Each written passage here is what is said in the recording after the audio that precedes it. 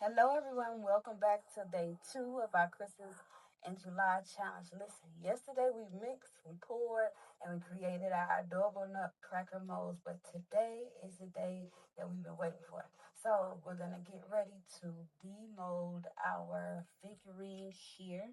All right, so start by carefully. Let's start by carefully removing our Nutcracker from the silicone mold. All right, so we want to make sure that we take our time. And I just like to go around it and release again. Remember, I did use resin. So now we're going to go all the way around and just kind of pull it away from the figurine. We don't want to accidentally break any small details, so be very careful. Once it's free, I like to push it up from the back, from the bottom, like that. Once it's free,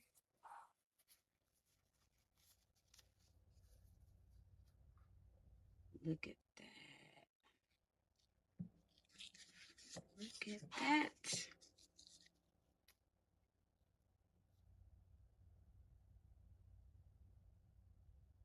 You like that? I love it. All right, so for all of those of you who did it along with me, this is your work. You did this. So let's now get some sandpaper and lightly smooth any of the rough edges, okay?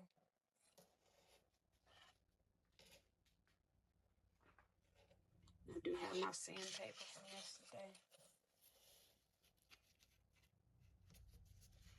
So I'm going to do the back first.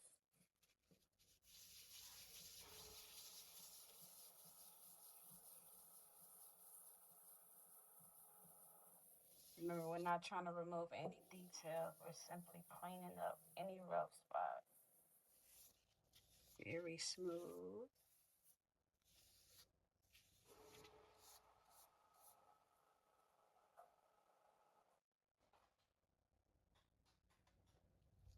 Very smooth. So you're going to check the edges. And remove any of the extra dust particles.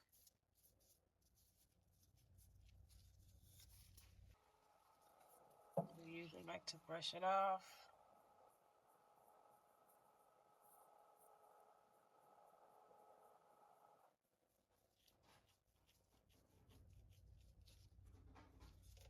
Looks good. Nice and smooth. All of my edges look good.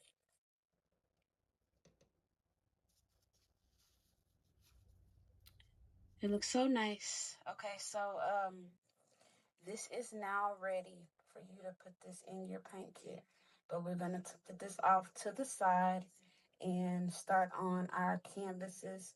So I did give you the option of sublimating. I'm sure a lot of you, some of you may not even have heard of sublimation before. So I was a little iffy on if I should show you this or not, but I know that there are also a lot of you who already sublimate, so I'm going to show you sublimation as an option, and then you also have the option where you can just print out your image, your tracer, just like this. So this one, of course, I don't need to show you how to print. Everyone's computer is different, but this is printed onto watercolor paper, and I just cut it with the crinkle scissors that I have. Okay, this is watercolor paper, really thin. This is an option. This is a cheaper option out of between this and canvas. But for those of you, all of my paint party people who love canvases, I know the canvas option would probably work better for you. So that's what we're going to do next. All right, I'll be back. All right, so we have all of our supplies here. We have our design, which is upside down, but we have our design here. We have our blank canvas. We have our heat tape. We have our lint roller, butcher paper, the gloves, and then, of course, we have the heat press. And I have my scissors.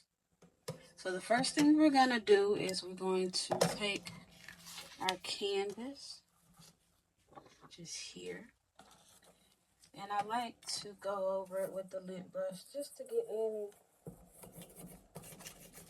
any extra dust or lint that may be on it before it's time to press. Okay. Now my print, it has been mirrored, and I did in the resources, I've already mirrored it for you. So you have one that's not mirrored for those of you that want to use a regular printer. And then you have the one that says whatever the name of the design is. It says the name, and then it says tracer, then it says mirrored. All right, and that's only for those of you who are sublimating. So now we're going to turn this around. And you can still see where your design is, okay?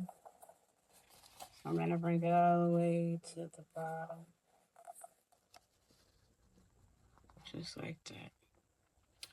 And what I like to do is I really like to fold it over.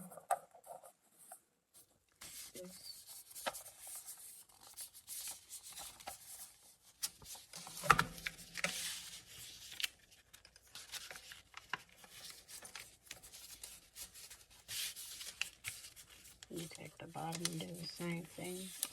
And that's only if the if your design is small.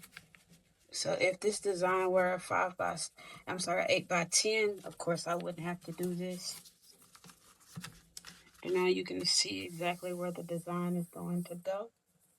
And again, this is 5 by 7. Okay. Now, what you would usually do, I'm not going to do it today, but what you would usually do, if you say this design was cut out and you didn't have to fold it, you would just take a few. I like to usually put one on each side. So four pieces, just about this long. And I'll go to the edge and wrap it around. So I would do that 4 times. Okay. So now your image is face down, mirrored onto your canvas. And the next thing we're going to do is we're going to press. So you can see here right now I have it set at 360. So usually it's anywhere from 350 to 360. So here's my canvas, and I have my picture paper here. I'm just going to place it on top of the canvas just like that. Alright, so now that we have pressed our canvas, we are going to, I did use my glove because it is hot. I let it cool down a little. So we're going to reveal the image. I'm going to carefully remove paper.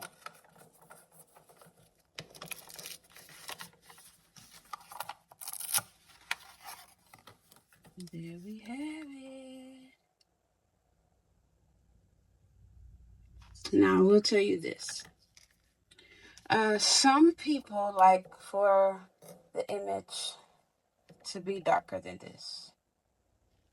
But then you have some who like it light so that when they paint over it, you can't see the tracer underneath. So that depends on your preference. If you like it darker, you press for longer. And this was done on 360 for 10 seconds. So if I wanted this darker, I would have pressed it for 15 seconds. And of course, it would have been extremely darker than what it is right now. But I did this lighter so that when you paint over it, you can't see the tracer underneath. All right, so today we have revealed the mold. Show that to you again. Turned out beautifully. We have pressed our canvas.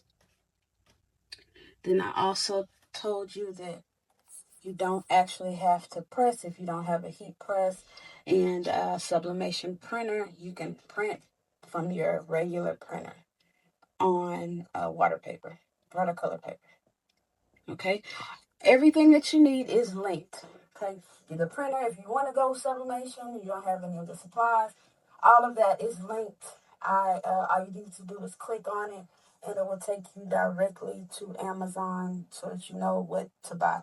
Everything you need for printing is there. Everything you need if you want to just do what do you call it?